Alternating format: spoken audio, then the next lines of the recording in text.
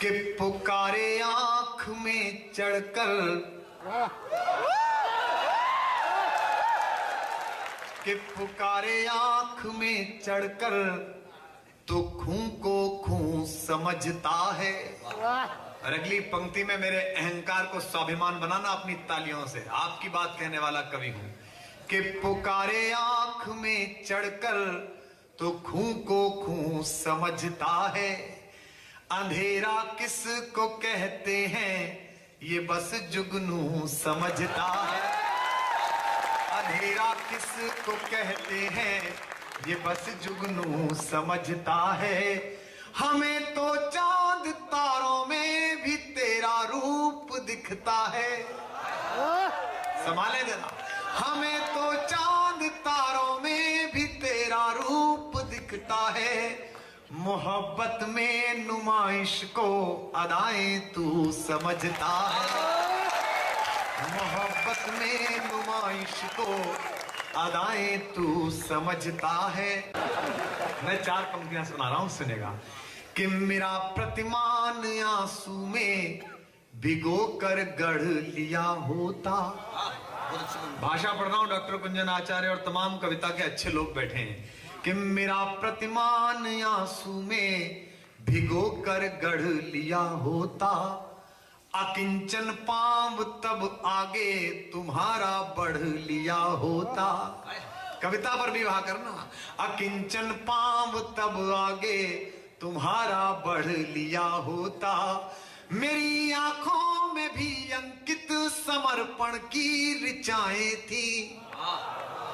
मेरी आंखों में भी अंकित समर्पण की ऋचाएं थी। उन्हें कुछ अर्थ मिल जाता जो तुमने पढ़ लिया हो। उन्हें कुछ अर्थ मिल जाता जो तुमने पढ़ लिया होता। और पंक्तियां सुनाता हूं कि जहां हर दिन सिसकना है। मैं महफिल में देख रहा हूं कुछ लोग मेरे साथ साथ गुनगुना रहे हैं। मैं उनको चुनौती देता हूं, अब गा के बताएं, मैं इतना नया सुनाऊंगा। कि जहां हर दिन सिसकना है, जहां हर रात गाना है। बताइएगा जरा। कि जहां हर दिन सिसकना है, जहां हर रात गाना है। हमारी जिंदगी भी एक तवायफ का घराना है। वहां उठे जरा, करते रहिएगा। स्वामी रामदेव जी भी कहते हैं करने से होता है। कि हमारी जिंदगी भी एक तवायफ का घराना है। बहुत मजबूर होकर गीत रोटी के लिखे मैंने। इश्क वालों जरा दाद देना। बहुत मजबूर होकर गीत रोटी के लिखे मैंने। तुम्हारी याद का क्या है उसे तो रोज आना है। तुम्हारी याद का क्या है उसे तो रोज आना है। कि कहीं पर जग लिए तुम बिन, कहीं पर सो लिए तुम बिन। मन से आज मुझे सुन लेंगे तो आज मैं कविता सुना दूंगा आपको। कि कहीं पर जग लिए तुम बिन, कहीं पर सो लिए तुम बिन। भरी महफिल में भी अक्सर अकेले हो लिए तुम बिन। भरी महफिल, दाद उतनी नहीं आ रही जितनी आनी चाहिए। भरी महफिल में भी अक्सर अकेले हो लिए तुम बिन। ये पिछले चंद बरसों की कमाई साथ है मेरे। ये पिछले चंद बरसों की कमाई साथ है मेरे। कभी तो हंस लिए तुम बिन, कभी फिर रो लिए। कभी तो हंस लिए तुम बिन, कभी फिर रो लिए तुम बिन। और कोशिश करता हूं कि कुछ ऐसा भी सुनाऊं जो बिल्कुल ताजा है, लेकिन आपने कहीं सुन लिया हो पहले, यहां सुन लिया हो तो भी सुनिएगा। कि बताऊं क्या, बताएं क्या हमें किन किन सहारों ने सताया है। अगली 2 पंक्ति कन्या के घर वालों को समर्पित। कि बताएं क्या हमें किन किन सहारों ने सताया है। नदी तो कुछ नहीं बोली, किनारों ने सताया है। नदी तो कुछ नहीं बोली, किनारों ने सताया है। सदा से शूल मेरी राह से खुद हट गए लेकिन, खोलिएगा हाथ, सदा से शूल मेरी राह से खुद हट गए लेकिन मुझे तो हर घड़ी हर पल बहारों ने सताया है। मुझे तो हर घड़ी हर पल बहारों ने सताया है। एक मुक्तक मैं आजकल सुनाता हूं, उसकी पहली दो पंक्ति लोग समझ नहीं पाते, वैसे ही वहा कर देते हैं। आप लोग समझदार लोग लग रहे हैं मुझे, तो मैं उम्मीद करता हूं कि आप उसी तरह दाद देंगे कि तुझसे नहीं करना। कि किसी के दिल की मायूसी जहां से हो के गुजरी है, किसी के दिल की मायूसी जहां से हो के गुजरी है। हमारी सारी चालाकी वहीं पे खो के गुजरी है। हमारी सारी चालाकी वहीं पे खो के गुजरी है। तुम्हारी और हमारी रात में बस फर्क इतना है, उठे महोत्सव इस बार, हमारी और तुम्हारी रात में बस फर्क इतना है। तुम्हारी सो के गुजरी है,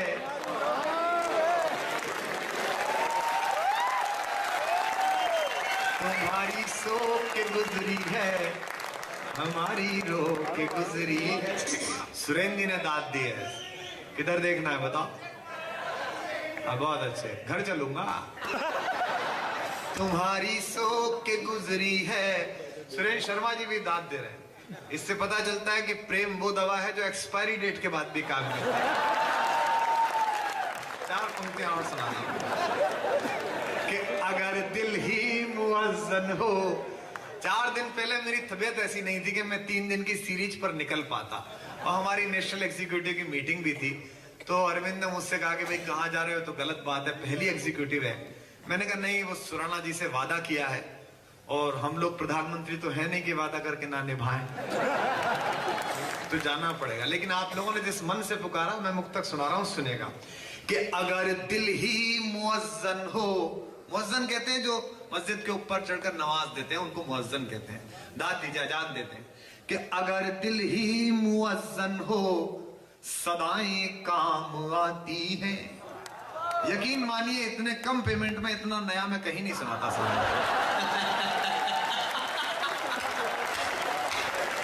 कि अगर दिल ही, सुराना साहब हमारे बहुत आदरणीय बड़े भाई हैं, कभी मैं प्रधानमंत्री बना, हालांकि संभावना तो नहीं है, तो मैं इन्हें वित्त मंत्री बनाऊंगा, क्योंकि 50 का काम 5 में और प्रेम की आंच में कैसे कराया जाए ये बहुत बेहतर जानते हैं।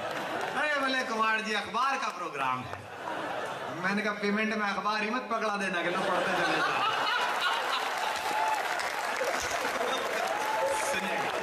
कि अगर दिल ही मुअज्जन हो सदाएं काम आती है।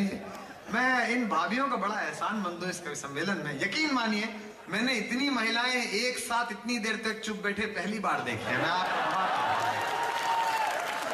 कि अगर दिल ही मुअज्जन हो सदाएं काम आती हैं। उदयपुर वालों शायरी पढ़ रहा हूं तो अगली पंक्ति पर वहां उठे तो समझ जाए कि अगर दिल ही मुअज्जन हो सदाएं काम आती हैं।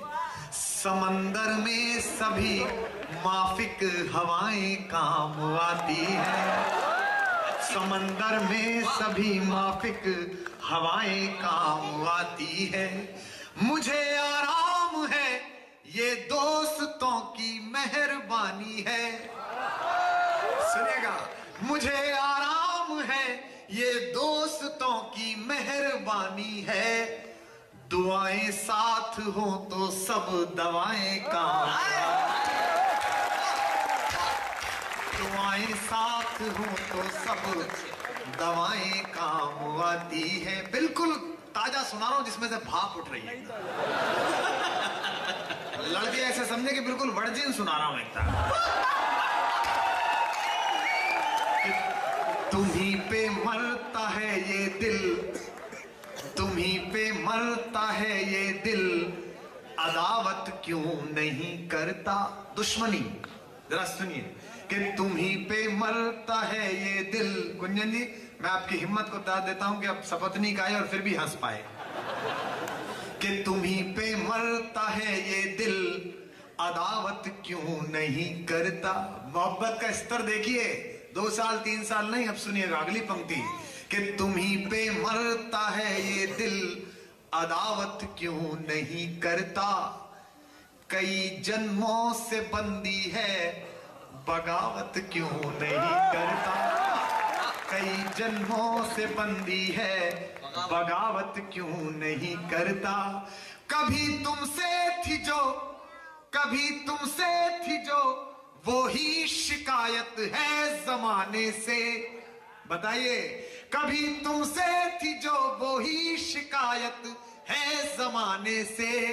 मेरी तारीफ करता है, मोहब्बत क्यों नहीं करता।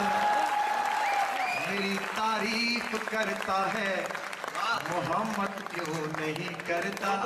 और 4 पंक्तियां वो सुना रहा हूं जो मेरे लिए इतनी जरूरी और गैर जरूरी है, जैसे कांग्रेस में राहुल गांधी जी। अब लोग कह रहे हैं कि साहब वो ये मनीष तिवारी को ये कैसे नहीं पता था कि एनएसजी कमांडो को तनख्वाह नहीं मिली, ये कैसा सूचना मंत्री है। फिर किसी ने कहा बोले राहुल गांधी को भी सूचना नहीं रहती, देश की खबर ही नहीं रहती। मैंने कहा गलती तुम्हारी है, पोगो पे समाचार कहां आते हैं।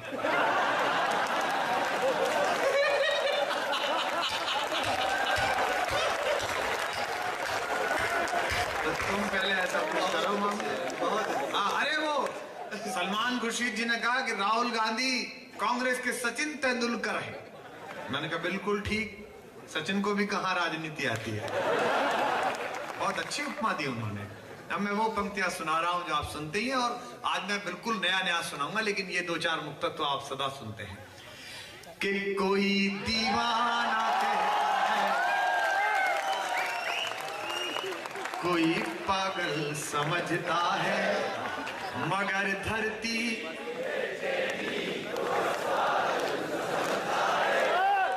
स्वर्ण जी आपने तो बेमतलब में पैसे खर्च कर दिए।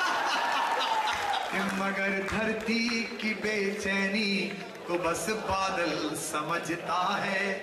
मैं तुझसे दूर कैसा हूं, तू मुझसे दूर कैसी है। जरा बताइएगा उदयपुर को, झील का पानी हिल जाए इस बार। मैं तुझसे दूर कैसा हूं, तू मुझसे दूर कैसी है। ये तेरा दिल समझता है या मेरा दिल समझता है। ये तेरा दिल समझता है या मेरा दिल समझता है। और 4 पंक्तियां सुनेगा कि बदलने को तो इन आंखों के मंजर कम नहीं बदले। कई तो ऐसे ही इन्होंने तो सत्यनारायण की कथा की तरह रख रखी है कि बदलने को तो इन आंखों। किसने सुनाया था ये? नहीं, ये ठीक है कि सोया, शोध का विषय है कि किसकी कविता पर सोया। वो एक दिन मैं ग्वालियर में था तो सामने एक बड़ी सुदर्शन महिला मोबाइल पे मुझे रिकॉर्ड आगे बढ़ के कर रही है। मैंने कहा आप ये क्या कर रही हैं? बोले मेरे बेटे को आपकी कविता बहुत पसंद है, रात को जब तक इसे नहीं सुनाऊं वो सोता नहीं है। मैंने कहा कितने बजे के आसपास? बोले यही 12-1 बजे। मैंने कहा कई बार मैं भी फ्री रहता।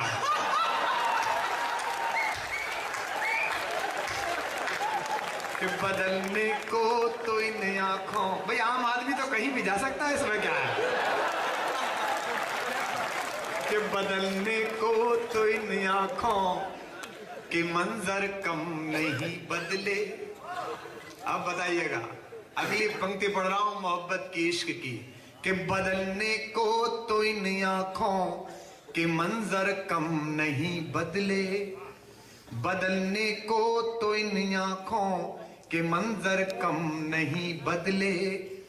तुम्हारी याद के मौसम हमारे गम नहीं बदले। तुम्हारी याद के मैं जानता हूं जब मैं सुनाता हूं आपको कोई याद आने लगता होगा जरूर। हमारे शायर ने कहा कि मैं तो गजल सुना के अकेला खड़ा रहा, सब अपने अपने चाहने वालों में खो गए। तो आप ऐसा करिए, लेकिन वहां जरूर करिएगा कि बदलने को तो इन आंखों के मंजर कम नहीं बदले। तुम्हारी याद के मौसम हमारे गम नहीं बदले। इंतजार देखिए, हम तुम्हारी याद के मौसम हमारे गम नहीं बदले। तुम अगले जन्म में हमसे मिलोगी तब तुम मानोगी। तुम अगले जन्म में हमसे मिलोगी तब तो मानोगी। जमाने और सदी की इस बदल में हम नहीं बदले। जमाने और सदी की इस बदल में हम नहीं बदले। कि मोहब्बत एक एहसास कभी कबीरा दीवाना था,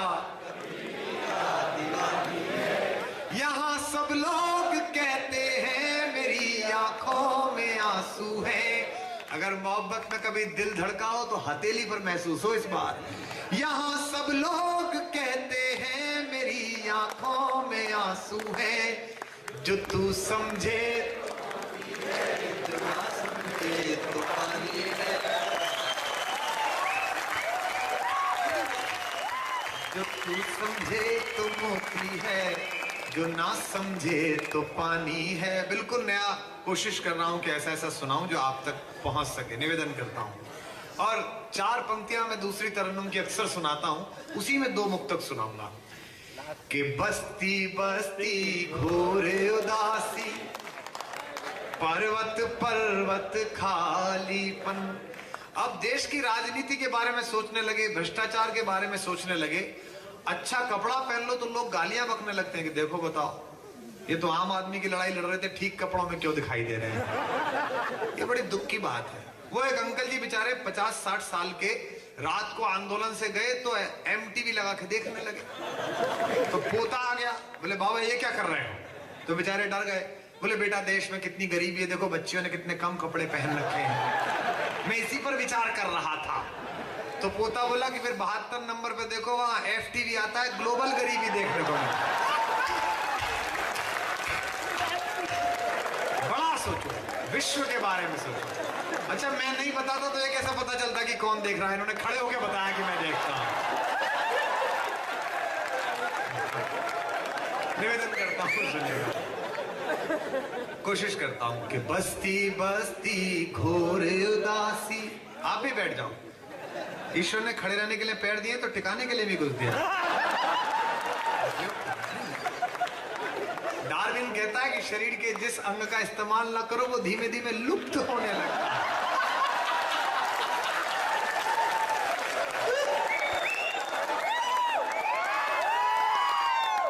बस्ती बस्ती घोरे उदासी, पर्वत पर्वत खालीपन।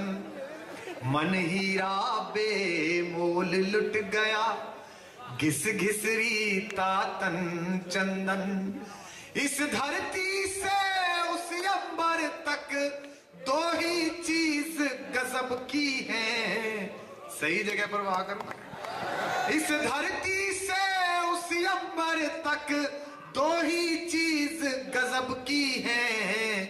एक तो तेरा भोलापन है, एक मेरा दीवानापन। एक तो तेरा भोलापन है, एक मेरा दीवानापन।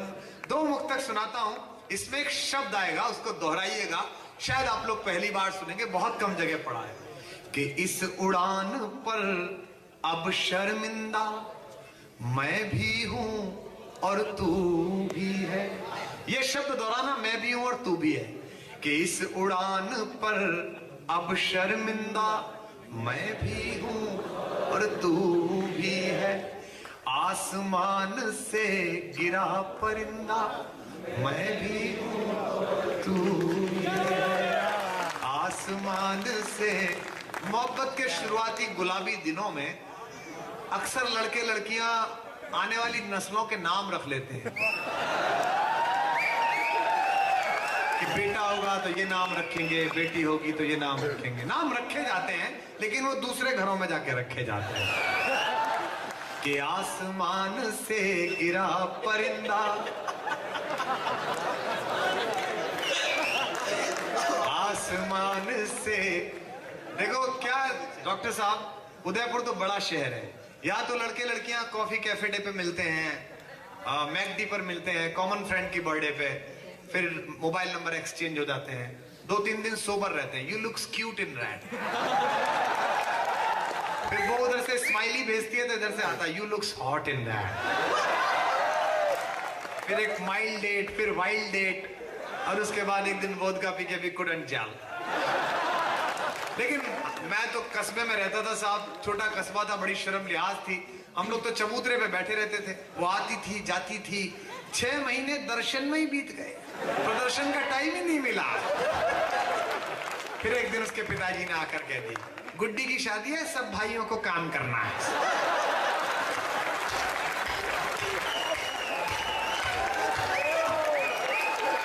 और अपन उसी लिफाफे में कन्यादान रख के देके आए जो प्रेम पत्र देने के लिए लेके आए थे। और वही लड़की शादी के 10 साल बाद रेडीमेड की दुकान पे मिल जाए तो बच्चे से कहती है, बेटे मामा जी से नमस्ते करो। और अपन भी उसका गाल खींच के कहते हैं, बड़ा क्यूट है, तुम पर गया है। मैंने कहा जिसका छूना था उसका छू नहीं पाया, बच्चे का खींच रहे हो पकड़ के। बड़ा अजीब समय होता था। मैं पंक्तियां सुनाता हूँ कि इस उड़ान पर अब शर्मिंदा दादे यार, तू तो ऐसे बैठ गया तो राजघाट में गांधी जी की विधवा। इस उड़ान पर, बहुत जालिम लोशन है ये। इस उड़ान पर अब शर्मिंदा मैं भी हूँ और तू भी है, आसमान से गिरा परिंदा मैं भी हूँ तू भी है। छूट गई रास्ते में जीने मरने की सारी कसमें, एक आंसू आपकी पलकों पे ठाकों के साथ भेज दूं तो मुझे हाथ उठाकर बताना। छूट गई रास्ते में जीने मरने की सारी कसमें, अपने अपने हाल में जिंदा मैं भी हूं तू, अपने हाल में जिंदा मैं भी हूं और तू भी है। आदरणीय सुरेंद्र शर्मा जी बैठे हैं इस मंच पर, सभी वो लोग बैठे हैं जिन्होंने मेरे कविता का बचपन देखा है। आजाद को मैं तब से जानता हूं जब वो ये आजकल सुनाता है इसकी बजाय अच्छे गीत सुनाता था। नहीं, इसकी आधा कटोरा चांदनी किताब पढ़ो, उसमें इतने अच्छे नवगीत हैं। इसे मेरे गीत याद नहीं होंगे पर मुझे याद है इसका गीत। दूरभाष पर बतियाते हैं, चिट्ठी कौन लिखे, लंबा अरसा हुआ डाकिए हमको नहीं दिखे। इसके गीत की पंक्ति है। और आशीष तो मेरा बड़ा अनन्य और जघन्य मित्र है, ये बड़ा 2-in-1 टाइप का मित्र है। इसके रहते मुझे कभी दुश्मनों की जरूरत नहीं पड़ी, घर के घर में ही काम निबट जाता है। संपत सरल जी जिनकी ऊपरी फसल पाले की वजह से काफी मार गई है, ये भी बहुत पुराने मेरे साथियों में है। और आदरणीय सुरेंद्र शर्मा जी का और हमारी बड़ी बहन सीता सागर जी का मुझे आशीर्वाद उस वक्त मिला जब अंधेरे हर तरफ हावी थे और मेरे पास केवल हिम्मत थी। उन्होंने उसके ऊपर हौसले का आशीर्वाद रखा जिससे मैं उस अंधेरे में जीत सका। मैं मुक्तक पढ़ रहा हूँ सिनेमा कि अपने अपने हाल में जिंदा मैं भी हूँ और तू भी है। मेरा परिचय कराया जा रहा था तो पीछे से एक लड़के ने आवाज उठाई। जब सुराणा जी ने कहा कि आजकल तो आम आदमी की लड़ाई लड़ते हैं, तो पीछे से किसी ने कहा 4 लाख रुपए लेकर। ये बड़ी चर्चा है कि कुमार विश्वास इतने पैसे लेते। भाई मैं रिवॉल्वर लेके तो निकलता नहीं कि लाओ महेंद्र सुराणा पैसे निकालो, जो देता है तो मैं ले लेता हूं। ये क्या बात हुई? मैं फिर कह रहा हूं, मुझे कोई अहंकार नहीं है इस बात का। 5000 साल का मांगने खाने का इतिहास है हमारा। ये सरकार हमारा क्या बिगाड़ेगी? पंडित आदमी है, किसी ना किसी के घर जाके खा लेंगे। ये कहां से खाएंगे? इनको तो रक्त पीने की आदत पड़ गई है। तब एक पंक्ति पढ़ रहा हूं, सुनेगा। कि अपने अपने हाल में जिंदा, लोकतंत्र के 4 खंभों पर छोड़कर गए थे हमें बाबा साहब भीमराव अंबेडकर। उसमें प्रेस भी एक खंभा था। हमने सोचा हम राजा हैं, ये लोकतंत्र के 4 खंभे हमारी पालकी उठा रहे हैं। हम ऊपर बैठ गए, देश ठीक से चला तो हमें नींद आ गई। जाग के देखा तो पता चला कि ये तो पालकी नहीं है, तो 4 कंधे शमशान की तरफ ले जा रहे हैं। और जब हमने कहा कि हम जिंदा हैं, बोले मरा पड़ा रहे, चुपचाप आदत पड़ गई है हमें। तब पंक्तियां पढ़ रहा हूं, निवेदन करता हूं कि अपने अपने हाल में जिंदा मैं भी हूं और तू भी है। अब दाद मिले कि खुशहाली में एक बदहाली मैं भी हूं और तू भी है। जागो जरा कि खुशहाली में एक बदहाली मैं भी हूं और तू भी है।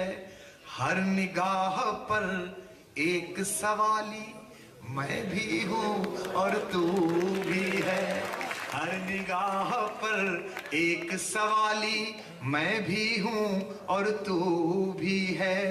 दुनिया कुछ भी अर्थ लगाए हम दोनों को मालूम है। मेरा दर्द देखना और हाथ खोलना पीछे तक। दुनिया कुछ भी अर्थ लगाए हम दोनों को मालूम है। भरे भरे पर खाली खाली मैं भी हूं और तू भी। भरे भरे पर खाली खाली मैं भी हूं और तू भी है। आप जितना अच्छा सुन रहे हैं, मेरा मन है कि मैं कुछ गजलों के शेर जो मुझे याद आ रहे हैं वो मैं सुनाता हूं। मेरी पगली लड़की में आपकी इतनी रुचि क्यों है यार? एक गीत में नहीं, कोई पुराना गीत। देखिए आप क्या है कि आवाज लगाते हो पगली लड़की तिरंगा, वो गीत सुना दो, फिर सड़क पे जाते में कहते हो पुरानी वाली पेल गया। सब समझता हूँ। मैं आपको नया सुनाना चाहता हूँ, सुनेगा। और जो लोगों ने बांसुरी चलिए हो, बांसुरी भी नहीं। एक गीत जिसके लिए किसी ने मुझे कहा है और आजाद ने कहा है, जिस वो हमें नहीं, आप क्या अजब रास्ते प्रकाश अल्लाह कितनी मांग भरे यार, बताओ। कि मैं तुम्हें ढूंढने स्वर्ग के द्वार तक। लेकिन अच्छा गीत है, अच्छे से सुनना। मैं इतनी अच्छी हरकतें आजकल करता नहीं हूं, आपकी हिम्मत पे कर रहा हूं। कि मैं तुम्हें ढूंढने स्वर्ग के द्वार तक रोज जाता रहा, रोज आता रहा। अब वहां उठे, तुम गजल बन गई, गीत में ढल गई। तुम गजल बन गई, गीत में ढल गई। मंच से मैं तुम्हें गुनगुनाता रहा, मैं तुम्हें ढूंढने। बहुत अच्छा गीत सुनाया मैंने, आपने बहुत खराब तालियां बजाई। एक बार फिर कोशिश करिएगा। कि मैं तुम्हें ढूंढने स्वर्ग के द्वार तक। मेरा कोई योगदान नहीं था इसमें, मैंने नहीं किया, उन्होंने किया होगा। कि मैं तुम्हें ढूंढने स्वर्ग के द्वार तक, स्वर्ग के द्वार तक रोज जाता रहा, रोज आता रहा। तालियां देना यार। तुम गजल बन गई, गीत में ढल गई। अब तुम गजल बन गई, गीत में ढल गई। मंच से मैं तुम्हें गुनगुनाता रहा, मैं तुम्हें ढूंढने स्वर्ग के द्वार तक। अब बंद सुनना और गीत सुनकर बताना आपने मांग की, इसलिए सुना रहा हूं। जो 2 लोग उठे हैं, अगर कोई विशेष प्राकृतिक पीड़ा ना हो तो आप जहां बैठे वहीं बैठे रहे, अन्यथा तो फिर मैं खत्म कर दूंगा, सुना नहीं पाऊंगा। मैं निवेदन करता हूं कि जिंदगी के सभी रास्ते एक थे, जिंदगी के सभी रास्ते एक थे। सबकी मंजिल तुम्हारे चयन तक रही। दाद उठे अगली पंक्ति में कविता वालों। जिंदगी के सभी रास्ते एक थे, सबकी मंजिल तुम्हारे चयन तक रही। अप्रकाशित रहे पीर के उपनिषद, मन की गोपन कथाएं नयन तक रही। मन की गोपन कथाएं नयन तक रही। एक पंक्ति ठक से लगे तो पूरे सदन में हाथ उठते दिखाई दे कि मन की गोपन कथाएं नयन तक रही। प्राण के पृष्ठ पर प्रीति की अल्पना, प्राण के पृष्ठ पर प्रीति की अल्पना। तुम मिटाती रही मैं बनाता रहा, मैं तुम्हें ढूंढने स्वर्ग के द्वार तक रोज जाता रहा, रोज आता रहा। तुम गजल बन गई, गीत में ढल गई। मंच से मैं तुम्हें गुनगुनाता रहा, मैं तुम्हें ढूंढने। शायर ने कहा था तुझे क्या खबर कि तेरे 2 दिन के प्यार ने बर्बाद कर दिया है हमें सालों साल को। तब शेर पढ़ रहा हूं सुने, कविता सुना रहा हूं सुनेगा कि मैं तुम्हें ढूंढने स्वर्ग के द्वार तक। जो कविता सुनने की ललक लेकर बैठे हों, जो ये आरोप लगाते हो कि हिंदी कवि सम्मेलन में कविता नहीं होती, मैं सीता जी की उपस्थिति में, पवन भाई साहब की उपस्थिति में मैं कविता पढ़ रहा हूं, आप सुनकर बता देना बस कि एक खामोश हलचल बनी जिंदगी, एक खामोश हलचल बनी जिंदगी। गहरा ठहरा हुआ जल बनी जिंदगी। अगली पंक्ति में रामचरितमानस का एक पात्र पढ़ रहा हूं, उसकी पीड़ा के नाम मेरी पीड़ा को जोड़कर अपनी तालियां देना कि एक खामोश हलचल बनी जिंदगी, गहरा ठहरा हुआ जल बनी जिंदगी। तुम बिना जैसे महलों में बीता हुआ उर्मिला का कोई पल बनी जिंदगी, उर्मिला का कोई पल बनी जिंदगी। दृष्टि आकाश में आस का एक दिया। कोई खामोश रह गया तो मुझे लगेगा कि कवि सम्मेलन की बजाय कुछ और सुनने आए थे कि दृष्टि आकाश में आस का एक दिया। दीदी, दृष्टि आकाश में आस का एक दिया। तुम बुझाती रही मैं जलाता रहा, मैं तुम्हें ढूंढने स्वर्ग के द्वार तक रोज जाता रहा, रोज आता रहा। तुम गजल बन गई, गीत में ढल गई। गाइए। मंच से मैं तुम्हें गुनगुनाता रहा, मैं तुम्हें ढूंढने स्वर्ग के द्वार तक। अब सुनेगा कि तुम चली तो गई मन अकेला हुआ। तुम चली, ये भाभियां बैठी हैं, बड़े लड़ते हैं इनसे लोग, लेकिन जब मायके चली जाती हैं, जिस दिन पहले दिन जाती हैं, शाम भर की सारी रासायनिक क्रियाओं के बाद पुरुष जब बेडरूम में घुसता है तो उसको लगता है कि सब कुछ है, लेकिन कुछ है जो नहीं है। माहेश्वर तिवारी जी ने कहा कि एक तुम्हारा होना, इस मजमे में जितनी माएं बैठी हैं, जितनी भाभियां बैठी हैं, उनके चरणों में रखता हूं। हम लक्ष्मण की परंपरा के लोग हैं जो कर्णफूल नहीं पहचानते, पाजेब पहचानते हैं। कि एक तुम्हारा होना, एक तुम्हारा होना क्या से क्या कर देता है। कई बार लोग कहते हैं, मैं पूछता हूं किसी की पत्नी से, आप क्या करती हैं? मैं कुछ नहीं करती हूं। आप बहुत कुछ करती हैं, कहना चाहिए मैं घर बनाती हूं।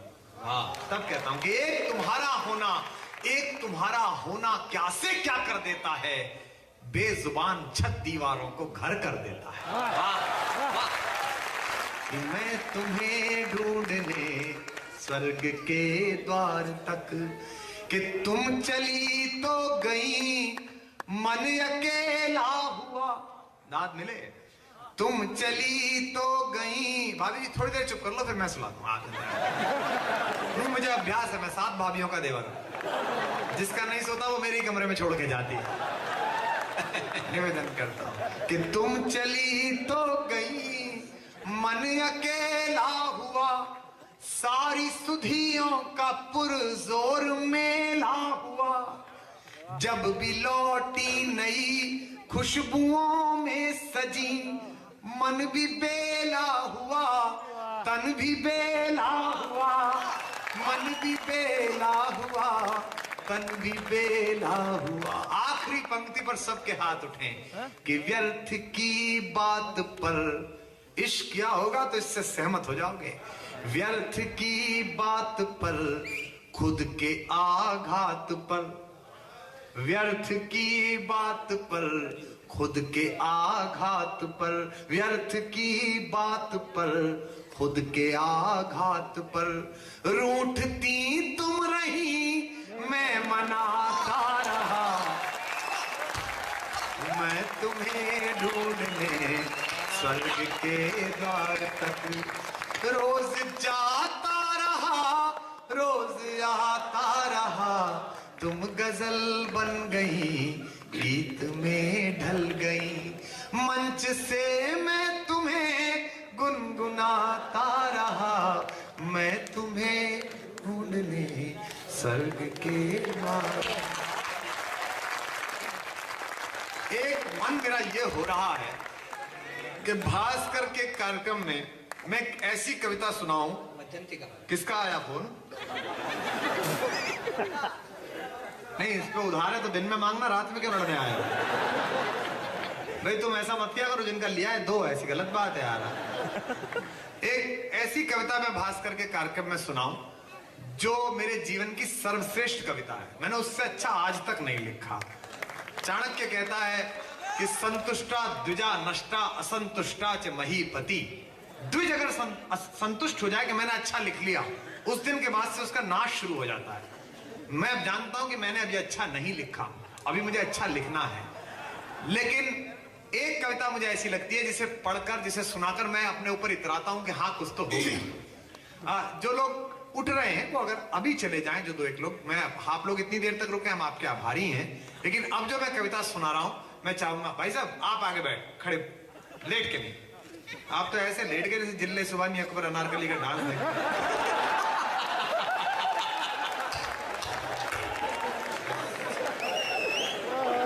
अच्छा, जिस दिन भास्कर वाले कार्यक्रम नहीं कराते उस दिन किसके यहाँ जाके लेटते वैसे? एक कविता मैं सुना रहा हूं विशेष रूप से, जो 2 लोग उठे हैं, बहुत अच्छे। इतनी स्वस्थ कविता थी भी नहीं है। अब बहुत अच्छे। अब जितने लोग हैं आखिर में कविता सुन लीजिए, और इसलिए सुन लीजिए कि राजस्थान की कविता यही लिखी थी। मेरा पहला अपॉइंटमेंट हुआ था। ले बैठो भाई साहब, आप नीचे बैठो, यहां थोड़ी गई थी। दे दे मोबाइल, दे दे इसका, चल सुबह दे दे, कल दे देगा, तनख्वाह मिलने दे दे, भेजो ना भेजो। बहुत अच्छा होता है। नहीं, ये तो बहुत अच्छे आदमी है साहब। वो अजमेर में तो सामने से एक आदमी 5 पैक के बाद की ब्रह्म दशा में मोबाइल लेके आ गया। कुमार जी, इनका क्या? बोले माई भाई। मैंने कहा तेरी वाइफ तो मैं क्या करूं?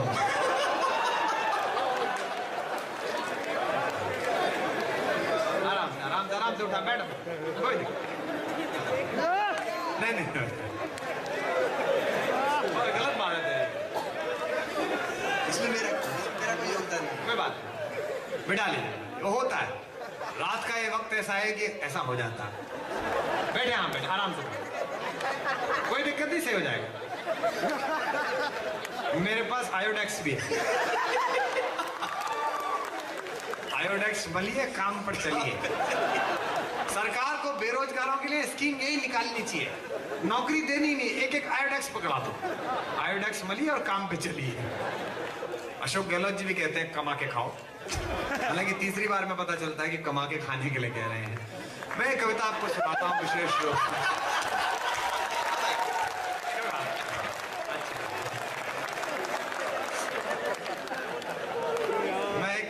विशेष रूप से सुनाता हूं, और इसलिए सुनाता हूं कि इससे अच्छा मैंने कुछ लिखा नहीं। एक कहानी और एक कविता है, वो आपको सुनाता हूं। कवि सम्मेलनों पर बड़ा आरोप है कि बड़ा डिटोरेशन हो रहा है, जुमले और चुटकुलों में कविता खो रही है। लेकिन उदयपुर वालों, मैं अच्छी कविता सुनाने की कोशिश कर रहा हूं। अगर आज आपने इसे कच्चे मन से सुना तो मेरा ये विश्वास बढ़ जाएगा कि अच्छी कविता नहीं सुनी जाती। अच्छे मन से सुना तो मैं सोचूंगा कि अच्छी कविता सुनी जाती है। भास्कर देश का अकेला अखबार है जिसकी खबरों से ज्यादा उसके कॉलम लोकप्रिय हैं। चाहे जयप्रकाश चौकसे हो, चाहे रघु रामन हो, लोग सुबह उठकर उसे पढ़ते हैं।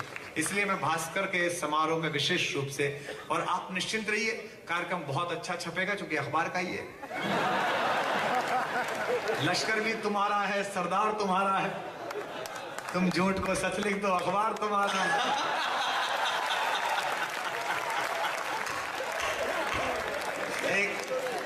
ये हिम्मत मुझ में इसलिए आई क्योंकि पेमेंट एडवांस हो चुका है। आदमी को आत्मरक्षा से काम लेना चाहिए। ये कह रहे हैं कि कल भी तो है कोटा का, तो दिन में बड़ाई भी तो करूंगा इनकी, रास्ते में प्रशंसा करूंगा कि कितना अच्छा अखबार है। देखो, मैं एक कविता सुनाता हूं, सुनिएगा। अब कोई ऐसी बात नहीं करूंगा जो दूसरी तरह की लगे, निवेदन करूंगा। मैं जिस घर में रहता हूं उसके पिछवाड़े मेरी नौकरी लगी थी राजस्थान पब्लिक सर्विस कमीशन में, और वो एक मंत्री जी हुआ करते थे, ललित किशोर चतुर्वेदी जी। भले आदमी थे, हैं मतलब मंत्री होकर भले आदमी थे, नहीं अच्छे आदमी हैं। तो वो मेरे को जानते थे कवि सम्मेलनों से, तो मुझसे बोले कि अच्छा तेरा अपॉइंटमेंट हो गया, बता किस जगह चाहता है। तो मैंने संपत सरल जी को फोन किया उस जमाने में। मैंने कहा जी बताओ, जयपुर के आसपास रहना है, दिल्ली के आसपास रहना है, कहीं दूर जाना नहीं। तो इन्होंने कहा है शाहपुरा में गवर्नमेंट कॉलेज है, वहां ले ले।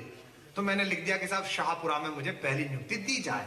वो डायरेक्टर साहिबा जो थी वो बड़ी नाराज थी मंत्री जी से। उन्होंने मंत्री जी की अर्जी तो स्वीकार की, पर मुझे शाहपुरा भीलवाड़ा भेज दिया। ऐसी जगह जहां डाकिया भी हफ्ते में 2 ही बार आता था, घरवाली से पराठे बंधवा के। वहां मैंने 1-1.5 साल काटा। लेकिन मैं ये स्वीकार करता हूं कि दुनिया के बहुत सारे मुल्कों में मैं जाता हूं कविताएं सुनाने। जापान भी जाता हूं, वियतनाम पहला कवि हूं जो हिंदुस्तान का पहुंचा, जब सब जगह गया हूं। लेकिन जो खूबसूरत वक्त मैंने शाहपुरा में काटा वो आज तक मेरी जिंदगी में लौट के नहीं आया। मैं वहां की एक कविता सुना रहा हूं कि मैं जिस घर में रहता हूं उसके पिछवाड़े गवर्नमेंट क्वार्टर थे, बड़े बड़े 5-5 कमरों के। उसमें मैं अकेला ऐसा लगता था जैसे गुल्लक में चवन्नी घूम रही हूं।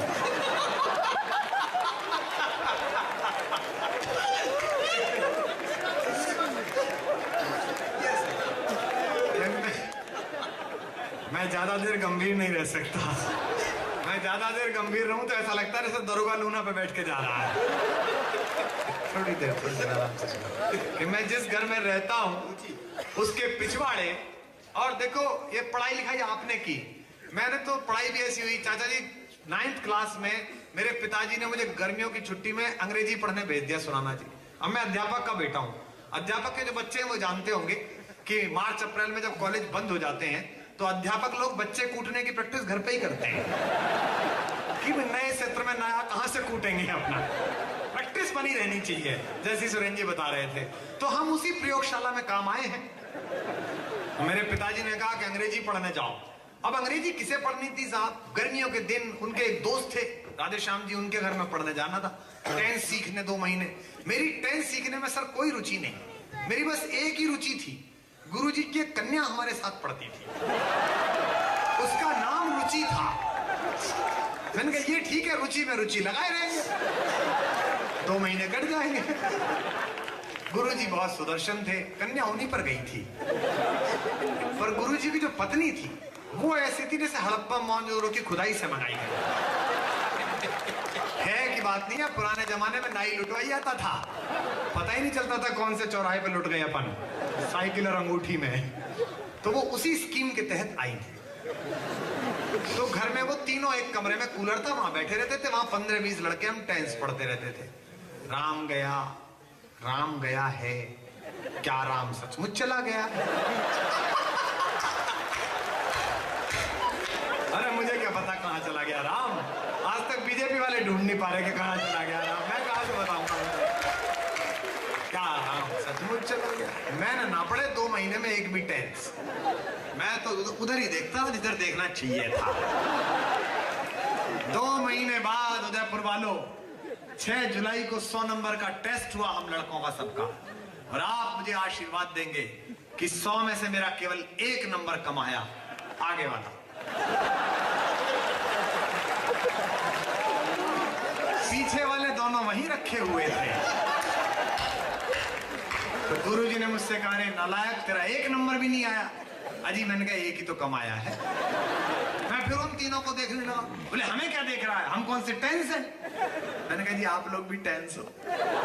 तो पत्नी के लिए बोले फिर ये कौन सा टेंस है? मैंने कहा ये है पास्ट इंडेफिनिट। लड़की के लिए बोले ये क्या है? मैंने कहा ये प्रेजेंट परफेक्ट। बोले तू क्या है? मैंने कहा मैं फ्यूचर कंटिन्यूअस, आज तक चल रहा है। तो ये मैंने आपको इसलिए हंसाया कि अब आप कविता सुन के बताइए, मैं माहौल कई बार बना के बिगाड़ूंगा। कि मैं जिस घर में रहता हूं, मैं अकेला कवि हूं देश में जो खीर लहसुन की चटनी के साथ खाता हूं। मैं जिस घर में रहता हूं उसके पिछवाड़े कुल 4 साल की एक बालिका रहती है। जिनके घरों में बेटियां हो, बहनें हो, जिन्होंने छोटी बच्चियां देखी हो, वो सुने विशेष रूप से कि मैं जिस घर में रहता हूं उसके पिछवाड़े कुल 4 साल की एक बालिका रहती है। जाने क्यों मेरी ही गर्दन से लिपट झूल वह मुझको सबसे प्यारा अंकल कहती है नाम कि जिसका मध्यंतिका या की मेहंदी, सुनता हूं उसने अपने पिता नहीं देखे। अगली पंक्ति आपकी दाद मांगती है नाम कि जिसका मध्यंतिका या की मेहंदी, सुनता हूं उसने अपने पिता नहीं देखे। उसकी जननी को त्याग कहीं बसते हैं वे, कितने कमजोर लिखे विधि ने उनके लिए, कितने कमजोर लिखे विधि ने उनके लेखे। एक तलाकशुदा माँ की छोटी बच्ची पर मैंने ये कविता लिखी। पंक्तियां सुनिएगा कि धरती पर उसके आने की आहट सुनकर, बताया वो मेरे साथ कार्यरत थी उसकी माँ, उन्होंने मुझे बताया कि कैसे कैसे हुआ। धरती पर उसके आने की आहट सुनकर बस 10 दिन ही जननी उल्लास मना पाई। कुंठाओं की चौसर पर सिक्कों की बाजी हारी, लेकर गर्भस्थ शिशु वापस आई। अब एक नौकरी का बल और संबल उसका। उदयपुर वालों चूक मत जाना, मैं बड़ा काम करने की कोशिश कर रहा हूं। मैंने मैडम से पूछा कि आप जिंदा कैसे हैं इसको देखकर, तो उन्होंने जो मुझे कारण बताया मैं उसको बांचता हूं।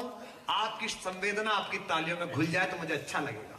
धरती पर उसके आने की आहट सुनकर बस 10 दिन ही जननी उल्लास मना पाई। कुंठाओं की चौसर पर सिक्कों की बाजी हारी, लेकर गर्भस्थ शिशु वापस आई। अब एक नौकरी का बल संभालना, अब एक नौकरी का बल और संबल उसका, बस यही 2 आधार जिंदगी जीने को। अमृत रूपा एक बेल सींचने की खातिर वह विवश समय का तीक्ष्ण हलाहल पी। अमृत रूपा एक बेल सींचने की खातिर वह विवश समय का तीक्ष्ण हलाहल पीने को। वह कभी खेलती रहती है अपने घर पर कभी कभी मुझसे मिलने आ जाती है। मैं बच्चों के कुछ गीत सुनाता हूं उसको, उल्लास भरी वह मेरे संग संग गाती है। इतनी मोहक, इतनी प्यारी, इतनी सुंदर। दोस्तों महबूबा के लिए लिखना हो तो लिख सकता है कवि, माँ के लिए लिखना हो तो लिख सकता है कवि। मेरे कवि जीवन की सबसे बड़ी चुनौती सुना रहा हूं। मुझे एक 4 साल की बच्ची पर लिखना था, एक 3 साल की बच्ची पर लिखना था। शब्द ज्यादा लगाता था तो कविता अश्लील हो सकती थी, शब्द कम लगाता था तो कविता कमजोर हो सकती थी। हिंदी कविता की अनंत अक्षौहिणी सेना के सबसे छोटे पैदल सिपाही ने अगर कुछ करके दिखाया हो चमत्कार, तो उपमाओं पर आपकी तालियां चाहता हूं सुनना। धरती पर इतनी मोहक, इतनी सुंदर, इतनी प्यारी, जैसे उमंग ही। बहुत अच्छे, मैं जिनको बुला रहा हूं, जवान लोग यहाँ पर बैठे हैं। शायरी का, कविता का हुनर ये है कि वो कह देती है जो आप नहीं कह पाते। पागल में और कवि में यही अंतर है। पागल का लगना उसको खुद का लगना होता है, कवि का लगना उसको पूरी दुनिया को लगना होता है। इसीलिए कहता है शायर कि गुजरे हैं इश्क नाम के दोस्त एक बुजुर्ग, हम लोग भी बर्बाद उसी सिलसिले में हैं। आपको पता नहीं चलता है, मोहब्बत प्रवेश कर जाती है। या 17-18 की उम्र के बहुत लोग बैठे हैं, अचानक कोई चेहरा अच्छा लगने लगता है, अचानक कोई बहुत अच्छा है, ऐसे ही सुनना है आपको। अचानक कुछ ऐसा लगने लगता है कि आपके अंदर कुछ गुदगुदी महसूस होने लगती है। हमारे एक शायर ने कहा कि गली के मोड़ पर गली के मोड़ पर लड़कों के एक जमघट में